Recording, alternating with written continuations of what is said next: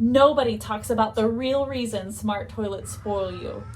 I'm Marie with WTI, and after using this BAYTINA smart toilet for about a month, I really thought my favorite features were going to be the bidet and the fresh heated water. And while they absolutely live up to the hype, it's the heated seat and touchless everything I love the most. Now, every other toilet feels cold and lazy.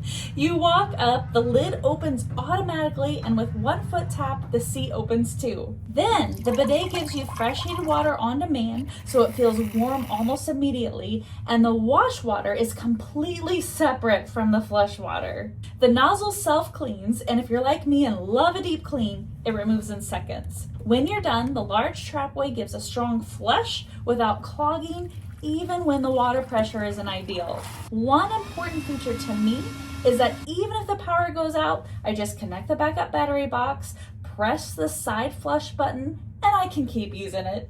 Even the installation was easier than we expected. It came with what we needed. It's thoughtful, cleaner, more comfortable, and honestly, makes me feel like I'm in a spa at my own home, and that's my point of view.